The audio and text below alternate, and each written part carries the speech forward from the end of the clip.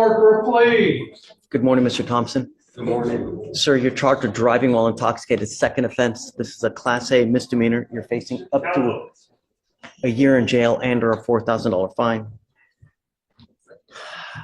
It looks like it's being reduced to a first. It is, Judge. Right? So now you're... That reduction to a first offense might sound like a win, but don't be fooled. Legally, it still counts as a second strike. The court's giving you a lighter sentence, not wiping your record clean. And remember, with 3 strikes, you're not just out, you could be facing 10 years in prison. Brutal. Interview jail and or a $2,000 fine. But what you need to understand still in the eyes of the law, this is number 2. And if you pick up another one, you'll be facing a third, and a third, you're facing up to 2 years in prison. Up to 10 years in prison, minimum of 2, maximum of 10. If I were you, even if you've had a freaking sip of alcohol, I wouldn't get into a car because you're taking a humongous risk. Do you understand? Yes, sir. All officers look, if you smell funky and then they look at your record, that's all they care about. You give up a lot of rights by entering this agreement. You give up the right to a trial, right to compel witnesses to testify on your behalf, confront and cross-examine your accusers. If you're not a citizen, there are possible immigration consequences. You can be deported, excluded from the country, denied naturalization under federal law. You give up the right to appeal. Once you plead guilty, it will go on your record. You can never take it off. Do you understand? Yes, Your Honor. This is what you want to do. Yes, Your Honor. For you to complete this, you're entering into a probation with us. It's going to go on your record. This is a straight probation. And for you to complete it successfully, you must do a repeat offender DWI education class.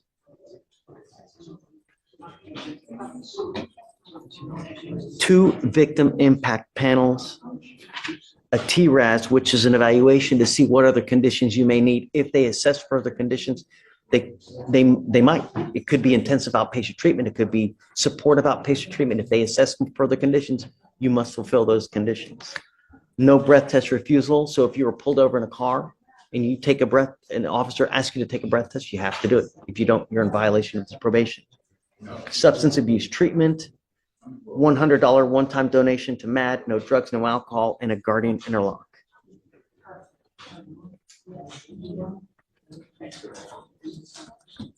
Here it comes, the moment of truth. But before he pleads guilty, remember, this decision is like sealing an envelope you can never open again. There's no just kidding in criminal court. Once it's on the record, it's there. For good. Are you really ready to roll those dice?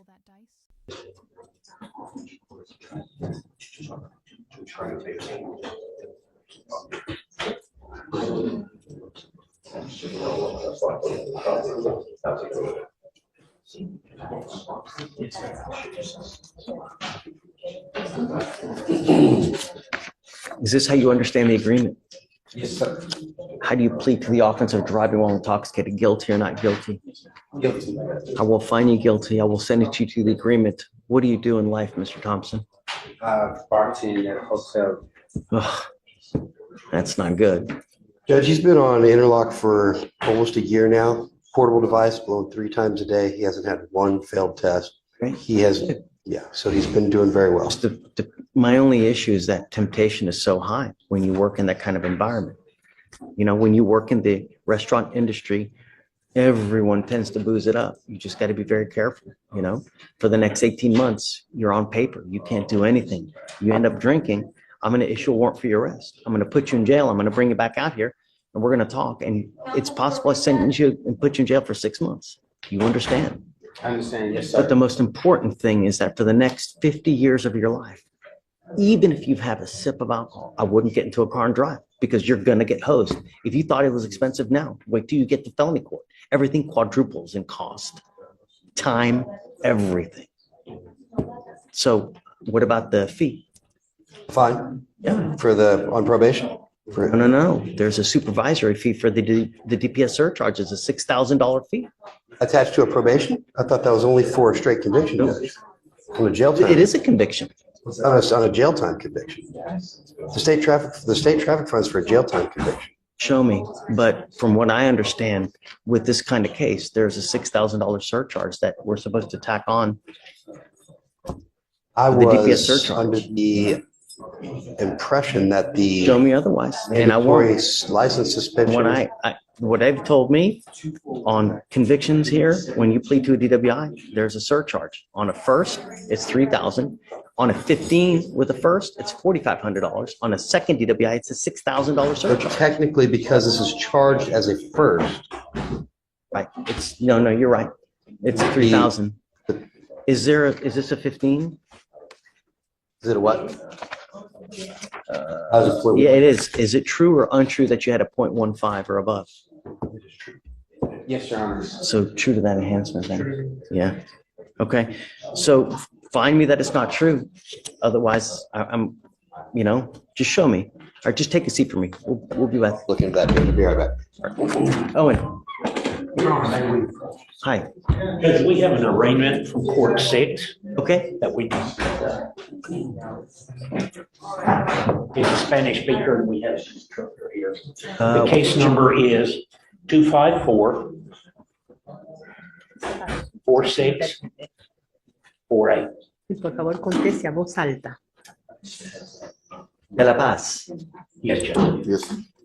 Mr. De La Paz, you are charged with driving while intoxicated. I'm so sorry. Are you ready? Yes, Okay. sir. Mr. De La Paz, you are charged with driving while intoxicated. Second offense. You are facing up to a year. Asleep at an intersection, engine running, foot on the brake.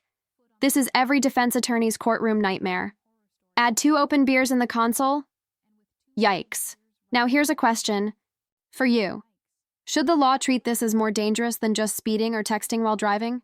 Sound off in the comments. Jail and or a $4,000 fine. It's also alleged that you had a breath alcohol of a 0.15 or above. Sorry, the punto más Shh. 5. We are going to do probable cause. You have the right to remain silent. Anything you say can or will be used against you. You have the right to have an attorney present. If you cannot afford one, one will be appointed to you. Yes, Judge. On December 23rd, 2024, the officer observed a stalled vehicle with the defendant behind the wheel asleep at an intersection. The defendant had his foot on the brake, and the vehicle was on and in drive. The officer observed 2 beer bottles in the center console, one half empty, Drinking And the- while driving. The officer observed a strong odor of an alcoholic beverage, watery eyes, slurred speech, and swaying. Standard field sobriety tests were conducted. HGN 4 out of 6, one leg stand 2 out of 4, walk and turn 5 out of 8. The DIC was read, and the defendant consented to breath. The results were 0.159 and 0.153. Mr. De La Paz, I'm going to find that there's probable cause to go forward with your case. I am now taking away your privilege to drive. You will be signing an affidavit with me today, promising me you're not going to drive. I don't give a rat's behind what your excuse is. If I find that you drive, I can have a contempt hearing. You can be facing an additional 6 months in jail and a $500 fine every time you get into a car and drive. Do you understand? I don't care if you school, groceries, work, kids. I don't care. You drive, you will stay with me, possibly for a very long time. I don't know what your immigration status is, but if you're not in this country with permission and you go to jail and immigration finds you, it's very possible they put an immigration detainer on you and you will be stuck like Chuck in custody until this case is over with, and then you will be shipped off to immigration. Do you understand? Yes, I understand.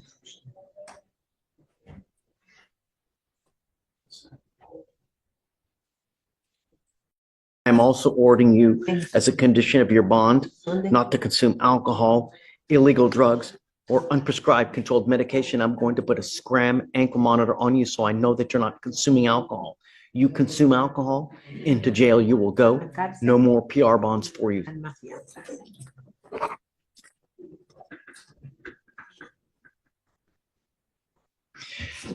We need to do the guardian interlock paperwork. Is there someone here from court 6? I don't know what their schedule is, but they're pretrial officers to be here. Is Shelby here? It's in today? Apron's covering. Caitlin? Okay. That's why I asked them if they had stuff. So, Owen. Judge, their pretrial officer came in and I saw her talking. Yes, I wrote down the conditions. I'm gonna create a document, send it over to 6Qs, and then we'll do everything. Mr. De La Paz, let me make something abundantly clear to you. I am now entering paperwork and I'm sending this guardian interlock paperwork to Austin, and I'm filing it with the Texas Department of Public Safety. Every single officer in the state will know that you were required and not allowed to drive a vehicle that doesn't have an interlock. If you were caught driving a vehicle, it doesn't have an interlock on it, and you were pulled over, an officer is going to put you in jail. If I find that you drive, and I don't care what your excuse is, in violation of this affidavit, there will be hell to pay. You understand? All right. Yes, sir. Okay, Owen. Your money. Hey, Judge. Go on it. I got several cases, sorry. Let's do it. You want to start with Mr. Martinez? No. Okay, I Let's gotta show do you some stuff. happy stuff first. Okay, Daquan Davis, it's an older case. They shared some stuff with me yesterday. That's just pics. There is an assault case as well. They are still trying to locate the complaining witness. I haven't been on it that long. Okay. It's nevertheless really, really old. What say you, Morgan? Are you? Judge, I've kind of been in contact with Kelsey about this case, just given its age. We were able to get in contact with the complainant on the harassing case, but as for the AFM, we've, tasked our investigator, we've tried TLO numbers. I emailed her and I haven't heard anything back. So I think that we're probably just going to try to. I would like to give you a sufficient amount of time because I know it's old and I don't want to take it out on you and I want to give you enough time. But at some point we got to say when. Yeah, I understand. I just talked to Greg about it a little bit and I think we're just going to kind of talk to Kelsey, to Chief right now, actually. What's reasonable, you think, Kelsey, as far as time wise? Giving, Maybe 2 weeks? I mean, I was going to give you a little bit more, but. Oh, and more, great. But I mean, like, I want to set like a limit, right? To where, we don't just beat a dead horse. So at some point, if you're not going to find her or him, whoever it is, you're not going to find him. So about 30 and that's it. If it's not found by that time, do your best. Can I get his appearance waived or do you want him here in case we said? No, his case is 1,022 days old. He's picked up multiple cases. For me, it's like, I'm not waiving his appearance at for all. me, it's like 30 days old. I got it. And I'm not, Okay. but because of him, he's taken off. I'm not going to give him any grace. No. He's going to have to be here. Okay. And if he doesn't, then, Fair enough. okay, who's next?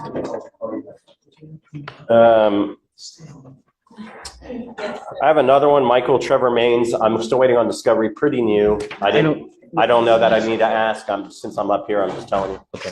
Okay. Then obviously we have Mr. Martinez. I was appointed to 3 new ones. Do you want to go over those? See if we need to do You anything. need me on those?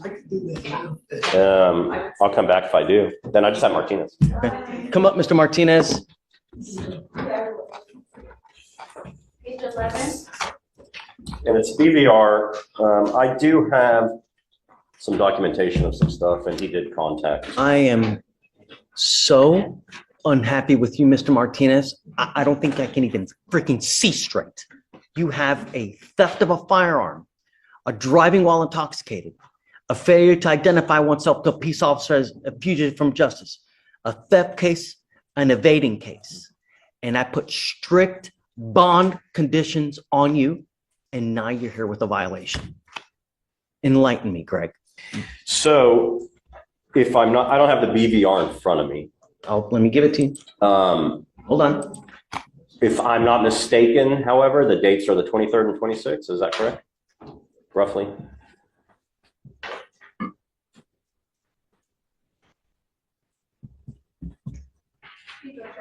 I gave him a 9 p.m. to 6 a.m. curfew, and he got home at 10 o'clock on one day. And then another day, he took off as well. Okay. So it does say here after he did go to the bail bondsman. Okay. And he contacted them, let them know. So he was on his way home. So, I mean, Are they trying to ding him for a 9:36, 9:48 stop on the way home? I think that there's plenty of times in the day that you can go visit your bail bondsman. It's not you don't have to go at 10 o'clock at night. I don't drive. I can't drive. And my wife gets out at 7:30. She picks up the kids, and then I told her to take me, and that's the only I've time I got have. concrete evidence right here on a GPS monitor. He's saying his wife drove him to the bail bonds and then they were on their way home. Yeah, but I call every time. And then he didn't take off. It was an issue with his boot, and he did contact them, and they sent him a text to report to 49 San Jacinto to have the device inspected by a technician. And he responded to them, and he went in to get it correct. He wasn't trying to cut it off. He wasn't trying to break it. That's not the issue. The issue is that he's staying out late. He went to the bail bondsman. He was going home. He's not supposed to go.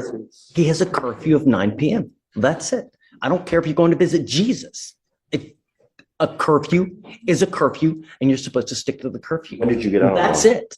It was like 2 weeks ago, man. Can you download the rest of this this is when you're data? not out on mom? That was the Alicia, Dates, man. What time? When did you get out on mom? download the rest of the data. I'd like to see what else is going on with him. For the violation? It was December 14th, 15th. No, since, I guess, On 12/19. since December, how's he been otherwise? I can do that Thursday. It's gonna take a- Take us. What'd you do at that time? That was the one time that Nice. I'm gonna let you, she gets out at 7:30. That's why. Yeah, but why'd you go that time? Greg, Because that's one of the. at the line. Can you guys talk about it? Take a seat for me in the jury box, Okay. please. Eric. Where's your wife? Mr. Nelson, you were charged with unlawful carrying of a weapon.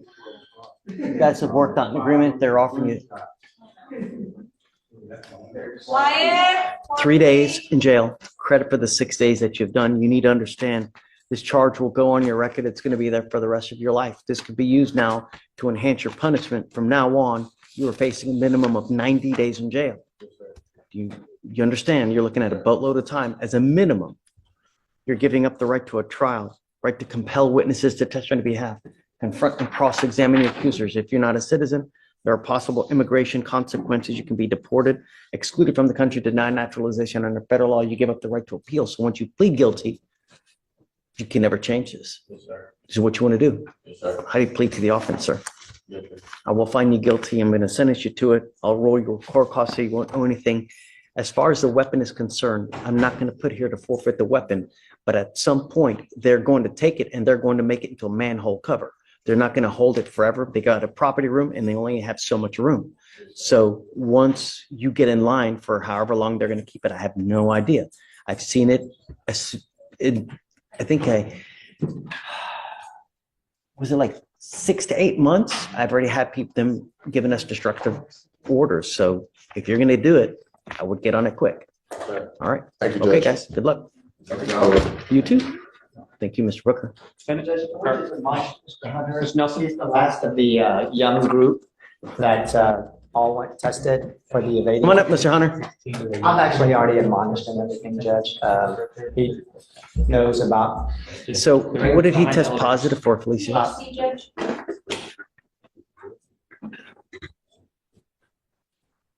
No smoking weed. Yes, sir. Do not have anything that has weed in it. Do not hang out with people who are smoking. I don't care if you come in here and say, well, I was in a car and everybody else was smoking and that's how it goes. Excuses go in this here and they go out that here. Yes, sir. Do you understand? Yes, sir. Make yourself into something. Knowledge is power. Yes, sir. All right. Good luck. About 45 days. 45 days. I'm going to test you again. Yeah. Dismiss Vessel.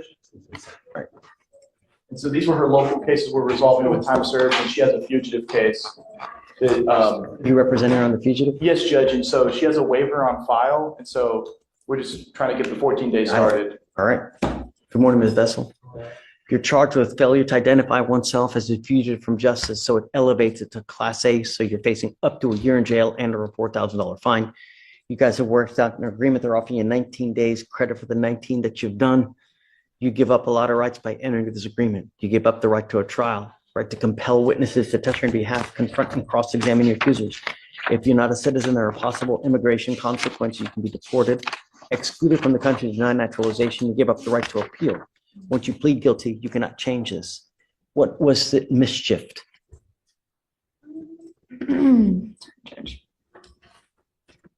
Window, car, tire. It looks like a windshield and a car radio. So how do you plead to this offense? Guilty or not guilty? Well, if you're not guilty, then we set you for trial. Did you actually mischief? I plead guilty. No. This isn't a game, Ms. Vessel. If you're guilty, then you plead. If you're not guilty, then don't plead guilty. If you didn't break anything, then plead guilty, sir. Did you actually break something? I plead guilty, sir. You. It's been so long, I don't even remember what happened. Honestly, it's been 3 years ago. I don't remember what happened. Something's wrong. It's from it's an offense dated January of 2022, Judge. Oh, right. That's fine. It's a bond forfeiture, Judge. Or actually, it was just as a 2B, in 2B status.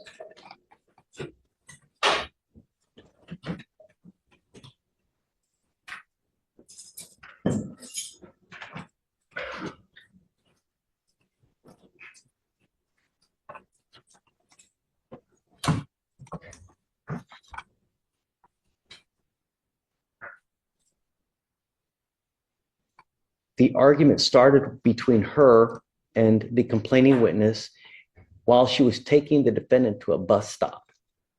During this argument, the defendant began to kick the vehicle radio with her left foot, causing it to break. Yes, sir. That's what this case is about. Yes, sir. Was it worth it? Sir, no, sir, it was not. I would say that probably 99% of the people who are in jail now, because no self-control. They get upset, they wig out, and they just unleash without thinking of consequence. That's why we have jails. If you get upset, you calm, cool, collective, and I bet you, had you just walked away and just, you know what? You probably would have made that person so mad because you act calm, cool, collective, and just, that's it. Be the better person. Walk away. Because now you've been in jail here for 19 days, another 2 weeks now because you got this fugitive case over there. Self-control. So how do you plead to the offense? Guilty or not guilty? Guilty. I'm going to find you guilty. I will follow the agreement. As part, they're going to dismiss that new case, right? The failure to ID? The fugitive case. All right. I mean, not the failure to ID, fugitive from justice. Ms. Vessel, self-control. All right. Good luck. Thank you, Judge. Thank you, Jane. Judge, I have Norma Solano on your docket, and this is a PTI one, Judge, where she has the contract, she has the device. The last thing is I've been talking to Brenda Gomez about waiving the $300 fee, and they wanted her to get an affidavit together stating that she is not paying any of the bills of her household, and so I got that from her boyfriend. Got it. So I was going to submit that. Can I get 2 weeks, or do you want to give me a week? No, a week. A week, okay. A week, because it's old. And Judge, I have one more. I have Tristan Foster from yesterday's docket. He's bonded out, so I think, do you want him to come up and? Please. Mr. Foster, come on up. So what time was he out on the felony case, Alex? Felony case, Your Honor. Time.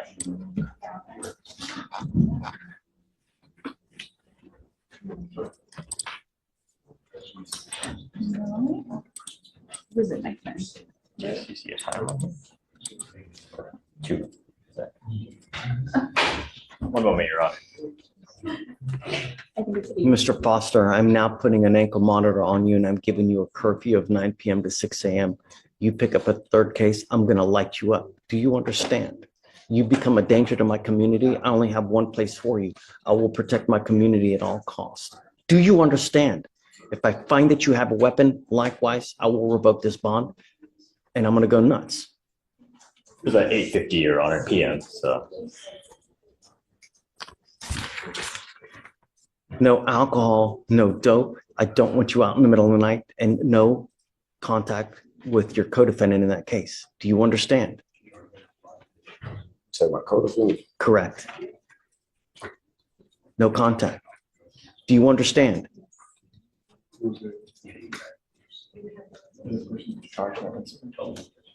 The person you were arrested with in the felony case. Take a seat for me. We'll be here with you momentarily. Understand.